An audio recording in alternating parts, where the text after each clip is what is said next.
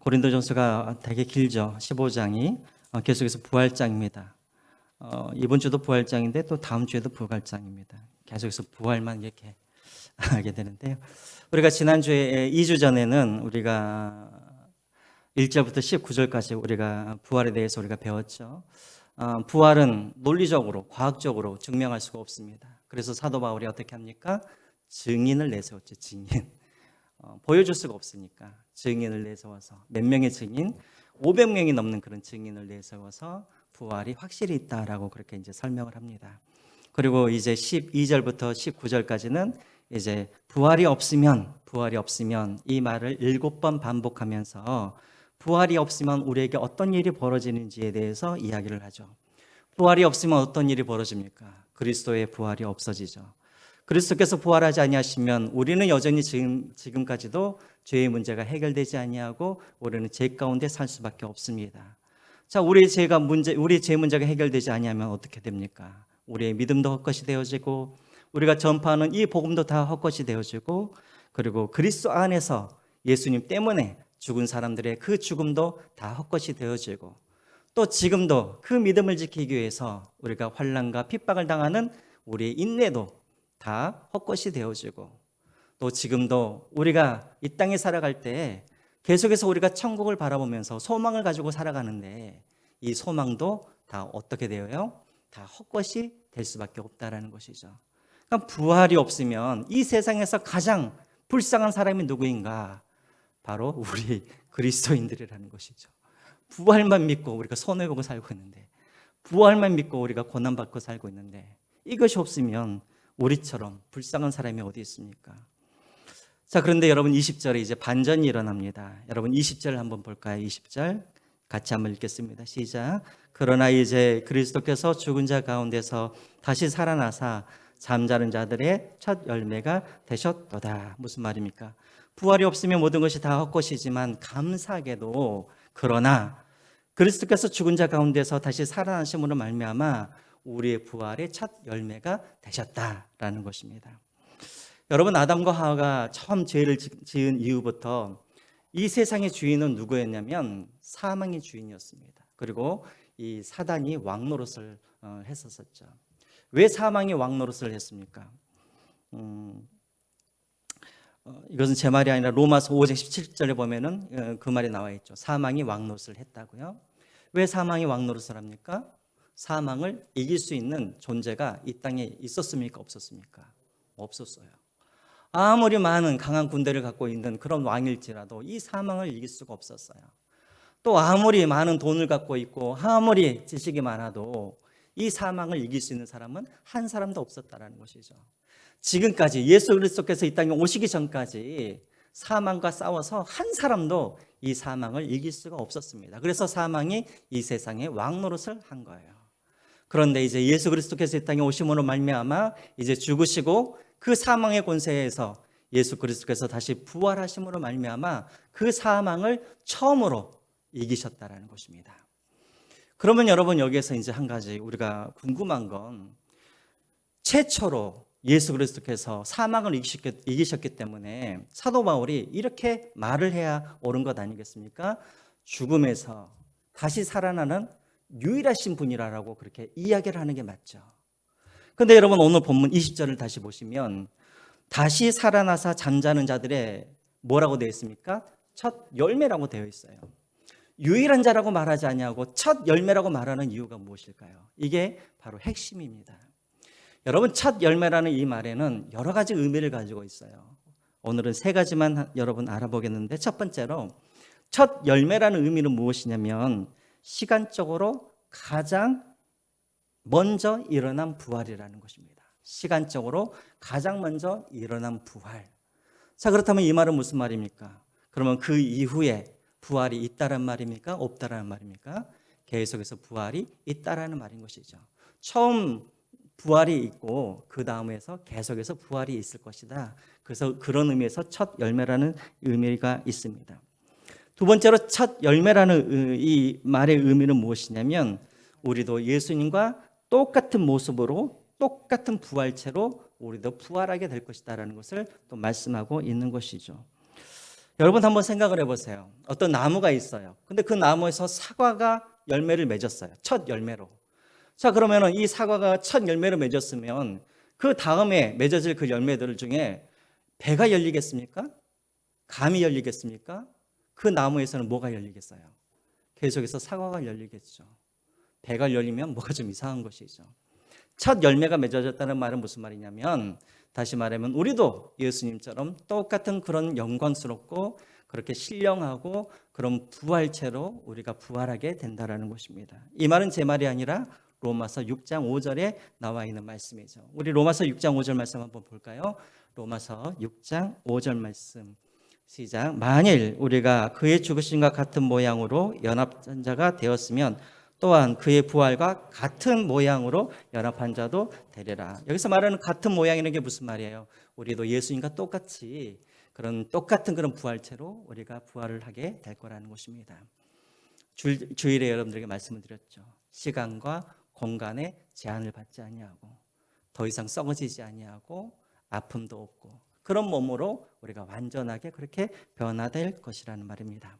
자, 세 번째로 첫 열매라는 의미는 무엇인가? 세 번째로 이것이 중요한데요. 바로 대표성의 그런 의미를 가지고 있습니다. 대표성. 첫 열매라는 의미. 자, 이게 어디에 나오는 말씀이냐면 여러분 출애굽기 23장 19절 한번 보시죠. 출애굽기 23장 19절 말씀. 이 말씀은 우리가 맥추절을 설교할 때 많이 설교하는 내용인데요. 같이 한번 읽어보겠습니다. 시작. 내 토지에서 처음 거둔 열매에 가장 좋은 것을 가져다가 너희 하나님 여호와의 전에 드릴지니라. 아멘. 자, 그해 처음으로 수확된 첫 열매는 다 누구에게 가져다 드려야 된다고요? 하나님께 가져다 드려야 된다는 거예요. 자, 왜 우리가 가장 첫 열매를 하나님 앞에 그것을 가져다 드려야 될까요? 첫 열매가 제일 맛있어서 그렇습니까? 제가 농사를 잘 몰라서 그러는데 우리 조 집사님, 첫 열매가 제일 맛있습니까? 그럼 왜 첫 열매를 하나님 앞에 드리라는 것이죠? 이게 그렇죠. 이후에 이건 대표라는 거예요. 이후에 이제 더 많은 수확을 얻을 텐데 이 모든 수확은 다 누구의 것이라는 거예요? 하나님의 것이라는 것이죠. 그런데 이 모든 것을 다 드릴 수는 없고 대표로 무엇을 드리는 거예요? 이 첫 열매를 하나님 앞에 드려서 그 외의 모든 것이 다 주님의 것이지만 우리가 첫 열매를 드림으로 이것이 다 주님의 것임을 내가 고백합니다. 이런 의미를 가지고 있는 것이죠. 그러니까 여러분 우리가 11조도 마찬가지죠. 여러분 11조도 우리가 다 누구의 것입니까? 대답 안 하시네요. 우리의 수입은 다 누구 거예요? 그럼 다 하나님께 드려야 되죠. 점점 목소리가 다 하나님께 드려야 되지만 하나님께 다 드리면 우리가 뭘 먹고 살아요? 그렇죠? 그러니까 대표적으로 10분의 1만 드리는 거예요. 10분의 1을 드리지만 하나님은 그것을 대표로 받으시면서 내가 다 받았다라고 그렇게 여기시고 우리도 또한 이걸 드리면서 하나님 10분의 1만 드리지만 나의 전부를 드립니다. 이런 고백으로 우리가 11조를 하는 것이죠. 마찬가지로 이것이 바로 첫 열매의 의미라는 것이죠. 그래서 여러분 21절 한번 보십시오. 21절에 이렇게 나와 있죠. 사망이 한 사람으로 말미암았으니 죽은 자의 부활도 한 사람으로 말미암은도다. 사망이 한 사람으로 말미암아. 여기서 말하는 한 사람은 누구를 말합니까? 아담을 말하는 것이죠. 아담이 하나님께서 선악을 하는 그 나무의 열매를 먹지 말라고 금하였는데 아담이 그것을 금한 것을 어김으로 말미암아 이 세상에 무엇이 들어왔어요? 사망이 이 땅에 들어왔죠. 저는 예수님을 처음 믿었을 때 제가 제일 불만이 바로 이거였어요. 나는 하나님한테 선악을 아는 나무 열매를 먹지 말라라는 그런 명령을 내가 받은 적도 없고 내가 죄를 지은 적도 없는데 왜 내가 태어나지도 않았는데 왜 나보고 죄인이라고 그러시는 거야? 이게 제일 이해가 안 됐었어요. 근데 여러분 이것이 뭐예요? 대표성의 원리라는 것이죠. 그렇죠? 여러분 우리나라 대통령이 해외에 나와가지고 테러를 당했어요. 그러면 그냥 대통령 혼자의 테러입니까? 아니죠. 이 테러는 누구를 향한 테러입니까? 우리 대한민국을 향한 테러이잖아요. 마찬가지라는 것이죠. 하나님께서 첫 아담 이와 약속하시는 것은 우리에게 주시는 약속이고 아담에게 주시는 그 복도 우리에게 주시는 복이고, 그리고 아담에게 퍼부으신 그 저주도 우리에게 퍼부으시는 그런 저주라는 거예요. 근데 우리는 참 욕심이 많아요. 그렇죠? 아담에게 주신 그 벌, 사망, 이것은 우리가 안 받고 싶은데 아담에게 주신 그 복이라든가 아담에게 그렇게 주셨다고 하는 그런 것들은 또 우리가 받고 싶은 또 그런 게 있죠. 어쨌든 아담이 대표이기 때문에 바로 그 아담의 그 죄가 우리의 죄가 되어지고 아담에게 부어지는 그 저주가 우리의 저주가 된다라는 것입니다. 자, 그렇다면 여러분 또 반대로 하면은 예수님의 경우는 어떻습니까? 여러분, 죄는 누가 지었어요? 죄는 우리가 지었죠. 우리가 죄를 지었으면 누가 저주를 받아야 됩니까? 우리가 저주를 받아야 되죠. 그런데 누가 대신 저주를 받습니까? 예수님이 대신 저주를 받으시고 예수님이 대신 십자가에서 죽으시죠. 사실은 여러분, 누가 죽어야 되는 거예요? 우리가 죽어야 되지만 주님께서 우리를 대표해서 죽으심으로 말미암아 그 죽음이 누구의 죽음이 되는 거예요? 우리의 죽음이 되어지는 것이고, 그분의 부활이 누구의 부활이 되는 거예요? 우리의 부활이 되었다라는 것입니다. 그래서 예수님을 제2의 아담이라고 그렇게 말하는 이유는 무엇이냐면 예수님이 새로운 그런 대표로 이 땅에 오셨다라는 그런 의미를 가지고 있습니다. 자, 그래서 여러분, 예수님께서 이 땅에 오심으로 말미암아 이 세상은 이제 인류가 두 개로 나눠져요. 두 개. 그러니까 이 세상에는 두 인류밖에 없어요. 어떤 인류와 어떤 인류가 있는가? 어떤 사람들이 있는가? 22절을 한번 보겠습니다. 22절 우리 같이 한번 읽어볼까요? 시작. 아담 안에서 모든 사람이 죽은 것 같이 그리스도 안에서 모든 사람이 삶을 얻으리라. 이 세상에는 어떤 사람과 어떤 사람밖에 없냐면 아담 안에 있는 사람과 그리스도 안에 있는 사람, 두 종류의 사람밖에 없다라는 거예요. 예수님이 이 땅에 오심으로 말미암아. 그래서 여러분, 어떤 사람들은 나는 예수에도 속하고 나는 아담에도 속한다, 이런 건 없어요. 아담에게 속한 사람은 예수 밖에 있는 사람이고 예수 안에 있는 사람은 아담 밖에 있는 사람인 거예요. 그러면 아담 안에 있는 사람들은 어떤 사람인가? 그 사람들은 죽어야 할 사람들인 것이죠. 22절에 나와 있죠. 그 사람들은 죽음으로. 그리스도 안에 있는 사람들은 무엇이 있어요? 그들에게는 생명이 있어요. 그래서 이 인류는 딱 이렇게 두 가지로 나누는 거예요. 아담 안에 있는 사람, 그리스도 안에 있는 사람. 자, 그런데 여러분, 여기서 우리가 한 가지 우리가 오해하지는 말아야 돼요. 여러분, 부활은 그리스도인들만 부활합니까? 아니죠. 왜냐하면 자꾸만 이렇게 아담 안에 있는 사람은 죽는다라는 이 말 때문에 부활은 그리스도인들만 부활을 하고 믿지 않는 사람들은 부활하지 않는가 보다. 아니에요. 믿는 사람들뿐만 아니라 믿지 않는 사람들도 다 어떻게 해요? 다 어떻게 해요? 부활을 해요. 그럼 뭐가 달라요? 네? 부활의 목적이 다르죠. 자, 믿지 않는 사람들은 왜 부활을 합니까? 무슨 부활을 하죠? 심판의 부활. 믿는 사람들은 생명의 부활. 다르죠. 자, 그래서 믿지 않는 사람들은 심판의 부활을 받기 때문에 이 심판의 부활이라는 게 뭐예요? 영원히 지옥에서 살 수밖에 없기 때문에, 여러분, 지옥에서 사는 것이 아니지 않습니까? 그렇죠? 그래서 계시록에서는 둘째 사망이라고 말하기도 하고, 그래서 그냥 믿지 않는 사람들은 그냥 죽었다라고 그렇게 표현하는 경우가 많이 있다라는 것입니다. 자, 첫 번째로 예수님께서 이 땅에 오셔서 우리를 위해 부활하셨다는 그 의미가 무엇인가? 그 의미는 무엇이냐면 우리의 부활을 보증하셨다는 것입니다. 우리의 부활을 보증하셨다. 자, 두 번째로 또 예수님께서 부활하셨다는 그 의미는 무엇인가? 예수님의 부활로 말미암아 이 세상에는 반드시 종말이 온다라는 것을 이 부활을 통해서 우리에게 보여주고 있다라는 것입니다. 그래서 여러분, 23절부터 이제 사도 바울은 쭉 이제 앞으로 부활 이후에 어떤 일들이 벌어질까, 이 세상에 어떤 일들이 벌어질까에 대해서 이제 설명을 하고 있는 것이죠. 23절을 한번 여러분 읽어보겠습니다. 23절 같이 한번 읽어볼까요? 시작. 그러나 각각 자기 차례대로 되리니 먼저는 첫 열매인 그리스도요, 다음에는 그가 강림하실 때에 그리스도에게 속한 자요. 사도 바울이 앞으로 되어질 일에 대해서 이야기를 하는데 제일 먼저 어떤 일이 벌어지냐면 예수님의 부활이 이제 이루어집니다. 자, 이미 부활이 이루어졌죠. 자, 부활이 이루어졌으면 이제 어떤 일이 벌어지냐면 예수님의 그 다음에는 뭐가 있어요? 예수님의 재림이 있게 되는 거예요. 자, 예수님의 재림이 있게 되어지면 그 다음에는 어떤 일들이 벌어지는가? 바로 믿는 자들의 부활이 그 다음에 일어난다는 것입니다. 그리고 동시에 그 다음에 또 누구의 부활이 일어나냐면 또 믿지 않는 자들의 부활이 일어나게 되어집니다. 부활을 하게 되어지죠. 자, 그런데 여러분들에게 이제 한 가지 말씀을 드릴 게 있는데, 재림이라는 이 단어, 여러분 예수님의 재림 믿으시죠? 믿으시죠? 이 재림이라는 이 단어는 헬라어로 파루시아라는 단어를 사용합니다. 파루시아. 아마 선교단체에도 파루시아 선교단체도 있어요. 또 어떤 교회는 또 파루시아 교회도 있어요. 그래서 파루시아 이게 뭐냐면은 재림하다는 말이에요. 재림하다. 근데 원래 뜻은 재림하다가 아니라 원래 뜻은 함께 있다, 또 내지는 도착하다, 이런 의미를 가지고 있어요.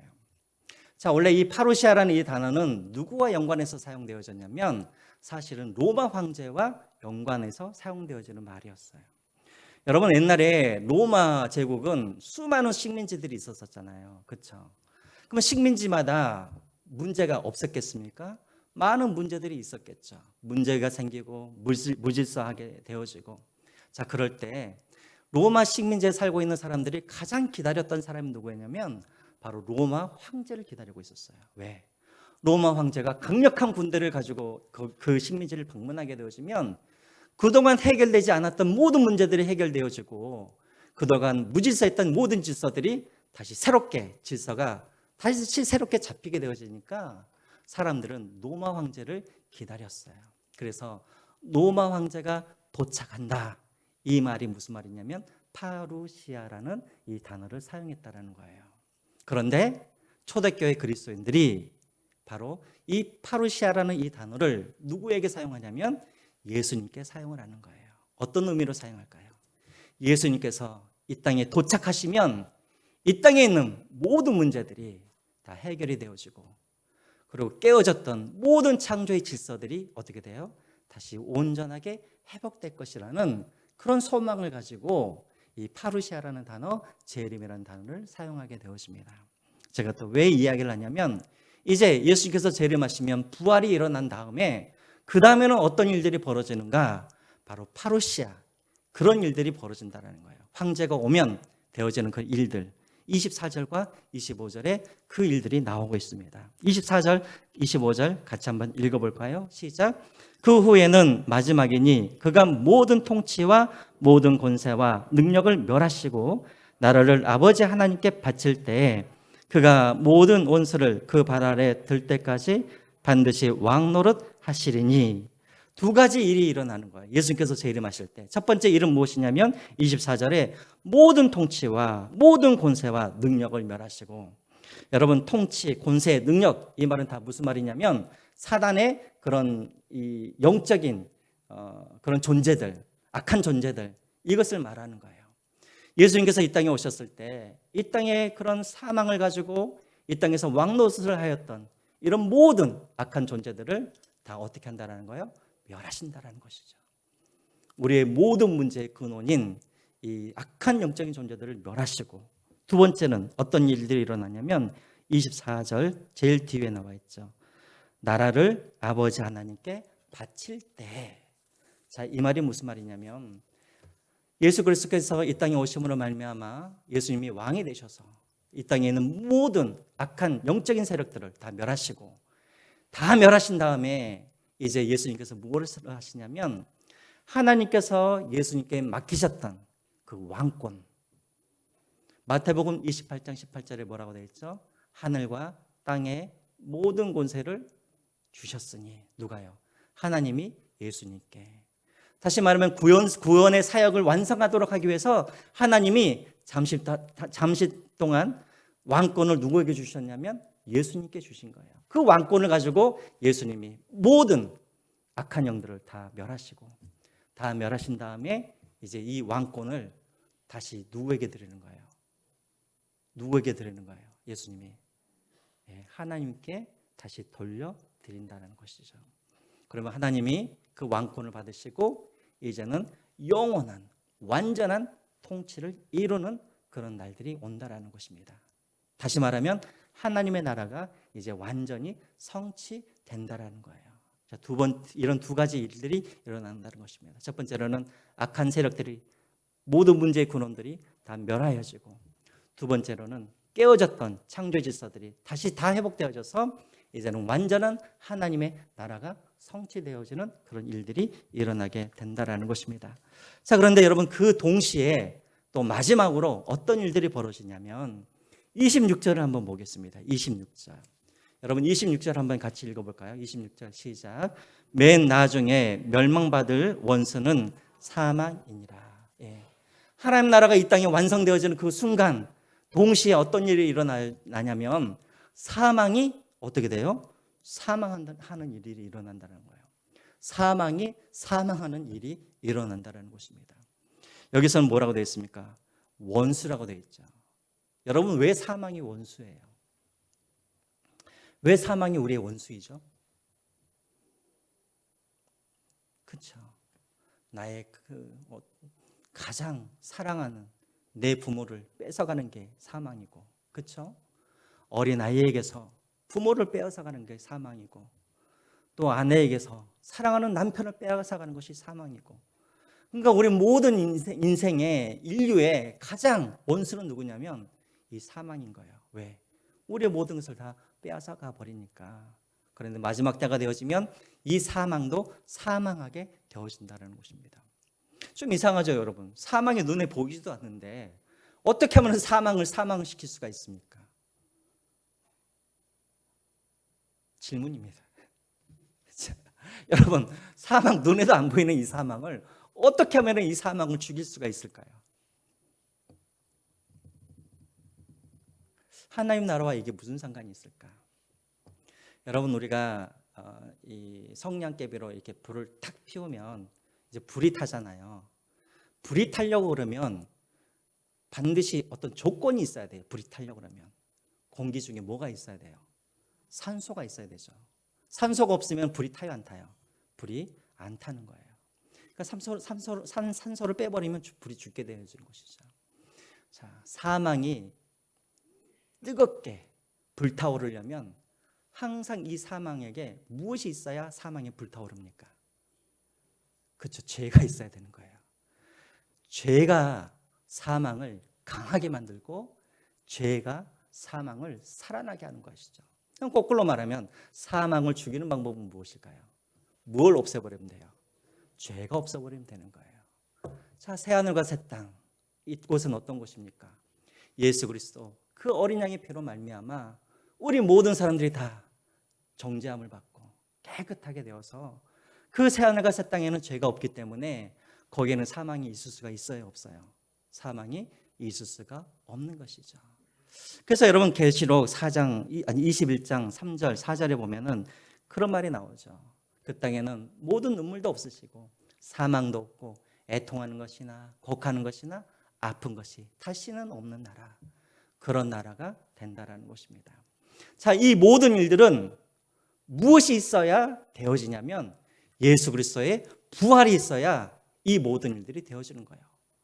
예수 그리스도의 부활이 있어야 예수 그리스도가 하늘나라에 승천하게 되실 것이고, 예수 그리스도의 부활이 있어야 승천하신 그 예수 그리스도께서 또 이 땅에 임재하고 또 이 땅에 재림하시고, 또 예수님이 재림하셔야 그 뒤에 계속해서 부활이 일어나고 계속해서 새하늘과 새 땅이 만들어지는 것이죠.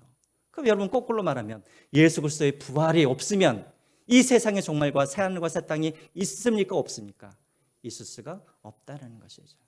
그러므로 예수 그리스도의 이 부활은 무엇을 증명하냐면, 첫 번째로는 우리에게 부활이 있다는 것을 보증하는 것이고, 두 번째로는 이 세상에 종말이 있고 반드시 새하늘과 새 땅이 있다는 것을 보증하는 것이 뭐예요? 예수 그리스도의 부활이다라는 것을 지금 말씀하고 있는 것입니다. 이해가 되십니까? 예, 그러면 계속해서 보겠습니다. 이제 29절 보시죠. 다시 한번 이제 사도 바울은 이렇게 설명을 하고 다시 한번 부활이 반드시 있음을 이제 다시 한번 또 강조하고 설명을 하죠. 29절 다시 한번 우리 한번 보겠습니다. 29절 한번 읽어볼까요? 시작. 만일 죽은 자들이 도무지 다시 살아나지 못하면 죽은 자들을 위하여 세례를 받는 자들이 무엇을 하겠느냐? 어찌하여 그들을 위하여 세례를 받느냐? 여러분, 성경에는 잘 해석이 안 되어지는 많은 구절이 있는데 그 중에서 대표적인 성경 구절이 바로 이 29절 말씀입니다. 주석을 보면은요, 여기에 이 29절에 이 해석이 몇 개가 나오냐면 30개가 나와요. 30개. 놀랍죠. 해석이 안 된다는 말이죠. 대체 뭔 말인가? 대체 죽은 자를 위하여서 세례를 받는 자들이 무엇을 하겠느냐? 죽은 자를 위해서 세례를 받는 게 무슨 말인가? 실질적으로 그때 당시에는 이런 대리 세례라는 것이 실제적으로 있었어요. 여러분 혹시나 이렇게 말시온주의, 이단 중에 말시온이라는 이단 혹시 들어보셨어요? 말시온? 안 들어보셨어요? 이 말시온이라는 이 초대교회 이단들인데, 이들은 뭐 구약의 하나님을 나쁜 하나님이라고 말을 해요. 신약의 하나님을 믿고 있고, 그 다음에 누가복음과 사도 바울의 10가지 성경만 이제 믿고 있는 사람들인데, 이 사람들이 부활은 이제 믿는 사람들인데, 만약에 자기들의 사랑하는 누군가가 죽고 세례를 받지 않고 죽으면 얼마나 안타깝습니까? 그러면 어떤 의식을 치렀냐면, 죽은 자들을 침대 위에다가 딱 눕혀놔요. 그리고 이제 목사님을 불러요. 뭐 목사님인지 장로님인지 모르겠지만 이단들이니까. 그리고 그 자녀나 친한 사람이 그 침대 밑에 숨어요.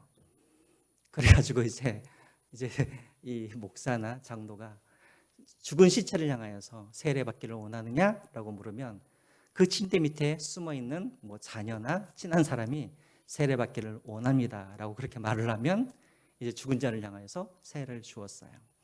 자, 그런데 이것이 말시온 이 이단들이 처음 시작한 것이 아니라 그 이전에도 사실은 고린도 교회 여기에도 그런 사람들이 있었다는 것이죠. 근데 여러분, 그런 마음이 이해가 되시죠? 그렇죠? 우리 중에서도 우리 부모 중에 누군가가 예수님을 안 믿고 돌아가셨어요. 그럼 어떻게 해서든지 우리는 무엇을 짜내요?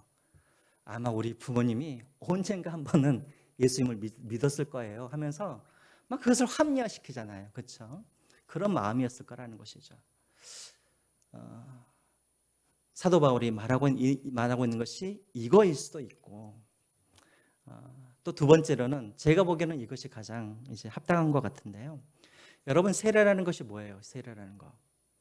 여러분, 물속으로 쑥 들어갈 때는 무엇을 의미합니까? 내가 뭐 했다라는 거예요? 죽었다라는 의미죠. 나의 옛사람은 죽었다. 그럼 물에서 쑥 나온 것은 뭐예요? 내가 이제 살아나는 것을 의미하죠. 여기서 살아난다라는 것은 무슨 의미입니까? 내가 예수의 생명으로, 부활의 생명으로 내가 이제 영원한 생명을 내가 가지고 삽니다라는 그런 의미로 이 사람이 살아나는 거예요. 그렇죠? 근데 만약에 부활이 없다면 우리는 어떤 사람들이에요? 살아있는 시체인 것이죠. 그렇죠? 죽으면 모든 것이 끝나잖아요. 그러면 여러분, 세례라는 것은 영원히 산다라는 그런 표식으로 우리가 세례를 받는데, 부활이 없으면 우리가 그 세례를 받을 필요가 있어요, 없어요? 받을 필요가 없는 거예요. 이미 세례를 받고 죽은 사람도 이미 죽은 사람들이고, 우리도 부활이 없기 때문에 죽으면 우리도 다 죽은 사람들이에요. 그런데 무슨 세례가 필요하겠냐는 것이죠. 자, 그런 의미로도 말하고 있다는 것입니다. 공통점은 무엇이냐면, 어찌되었건 부활이 없으면 우리의 세례가 다 소용이 없다는 것을 지금 이야기하고 있는 것이죠. 그리고 이제 두 번째로 30절, 31절, 31절, 2절 우리 같이 한번 또 제가 읽겠습니다. 부활이 없으면 그리스도를 위해서 고난당하고 인내하는 것도 다 소용이 없다는 것입니다. 30절입니다. 또 어찌하여 우리가 언제나 위험을 무릅쓰리요? 형제들아, 내가 그리스도 예수 우리 주 안에서 가진 바 너희에 대한 나의 자랑을 두고 단언하노니, 나는 날마다 죽노라. 내가 사람의 방법으로 에베소에서 맹수와 더불어 싸웠다면 내게 무슨 유익이 있으리요? 죽은 자가 다시 살아나지 못하면 내일 죽을 터이니 먹고 마시자 하리라 라고 되었습니다. 자, 여러분, 우리가 잘 알고 있죠. 사도 바울이 복음을 전할 때 사도 바울이 편하게 복음을 전한 적 있습니까? 맨날 쫓겨다녔죠. 돌 맞고 환난 당하고 핍박당하면서 이 지역에서 저 지역으로 그렇게 다니지 않았습니까? 여러분, 31절 제일 뒤에 보면 뭐라고 되어 있습니까? 나는 날마다 죽노라. 이 말은 여러분, 실질적으로 사도 바울은 날마다 죽을 각오를 하면서 그는 복음을 전했다라는 말이에요. 그래서 여러분, 고린도후서 11장 23절 이후로 보면은 사도 바울이 얼마나 많은 고난을 당했는지 그런 것들에 대해서 나오고 있죠. 한번 보여주시겠어요? 고린도서 11장 23절에 뭐라고 되어 있습니까? 내가 수고를 넘치도록 하고 옥에 갇히기도 더 많이 하고 매도 수없이 맞고 여러 번 죽을 뻔하였고 또 그 뒤에 다 알고 계시죠. 매도 40대에서 하나 감한 매를 맞고 또 배도 파산되어지고 또 27절에 보면은 수고하며 애쓰며 여러 번 자지 못하고 줄이며 목마르고 여러 번 굶고 춥고 헐벗었노라. 사도 바울은요 날마다 목숨을 내어놓고 이 복음을 전하고 그 일들을 했다라는 것입니다. 왜 그 일을 했을까요? 왜요? 사도 바울은 무엇을 믿었기 때문에? 무엇을 믿었기 때문에? 부활을 믿었기 때문에.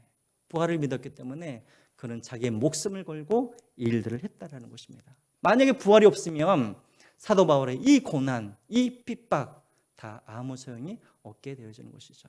근데 사도 바울은 확신하고 있는 거예요. 내가 부활을 믿기 때문에 나는 이렇게 수고하고 나는 날마다 죽는 각오를 하고 내가 이 일들을 하고 있다라는 것입니다. 그러면서 여러분 31절, 32절 제일 뒤에 이렇게 말을 하죠. 부활이 없으면 32절 제일 뒤에 뭐라고 나와 있습니까? 내일 죽을 터이니 먹고 마시자 하리라. 내일 죽을 터이니 먹고 마시자 하리라. 자, 이 말은 어디서 나온 말이냐면 고대 그 희곡 중에 아주 유명한 대사예요. 내가 죽을 터이니 먹고 마시자 하리라. 이게 바로 먹고 마시자. 이게 바로 유명한 대사예요. 그런데 이것이 속담이 되어지고 많은 사람들이 뭐 먹고 놀자 이런 의미로 이것을 많이 그렇게 속담처럼 그렇게 이야기를 했습니다. 여러분 그렇죠. 부활이 없으면 이 세상이 다 끝이잖아요. 부활이 없으면 우리가 이 세상에서 착하게 살 필요가 있어요, 없어요? 여러분들은 다 착하셔가지고 부활이 없어도 착하게 사시나 보다. 여러분 부활이 없으면 이 세상이 끝이면 저 같으면 수단과 방법을 안 가리고 어떻게 해서든지 돈 많이 벌어가지고 매일 해외 다니고 먹고 마시면서 그렇게 살다가 그냥 죽을 것 같아요. 이 세상이 끝이면. 그렇죠. 지금 그 말이 이 말이라는 것이죠. 그런데 부활이 끝이 아니기 때문에 우리가 인내하고 우리가 그렇게 살아가야 한다라는 것입니다. 그래서 마지막으로 사도 바울이 마지막 당부를 하고 있어요. 33절과 34절 마지막 당부를 합니다. 우리 같이 한번 읽어보겠습니다. 시작. 속지 말라. 악한 동무들은 선한 행실을 더럽히나니 깨어 의를 행하고 죄를 짓지 말라. 하나님을 알지 못하는 자가 있기로 내가 너희를 부끄럽게 하기 위하여 말하노라. 속지 말라. 누구에게 속지 말라는 거예요? 내일 죽을 터이니 먹고 마시자 이런 말을 하고 있는 사람들에게 속지 말라라는 거예요. 그런 사람들을 친구로도 사귀지 말고 그런 사람들과 사귀지도 말라라는 것입니다. 그리고 우리는 어떻게 해야 됩니까? 34절에 깨어. 여기서 깨어라는 말은 무슨 말이냐면 술에서 깨어라는 말이에요. 다시 말하면 우리가 세상에 취해서 살지 말고 이 땅에서 부활이 있음을 확신하고 하나님 앞에서 의를 행하고 정직하게 행하고 그 다음에 죄를 짓지 말고 그렇게 하나님 앞에서 부끄러움 없이 그렇게 살자라는 것입니다. 왜요? 부활이 반드시 있으니까. 이것이 바로 이제 사도 바울의 당부입니다. 여러분, 부활 확실함을 있음을 여러분들 믿으시죠?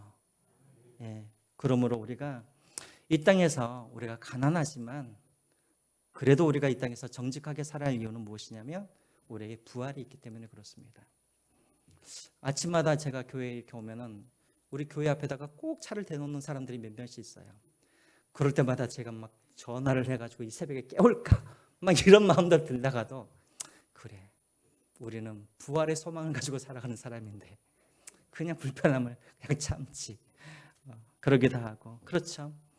우리가 그리스도인이라는 이름 때문에 얼마나 많은 손해도 받고 조롱도 당하고 능욕도 당하고 또 얼마나 우리가 십자가를 바라보면서 우리가 인내를 합니까?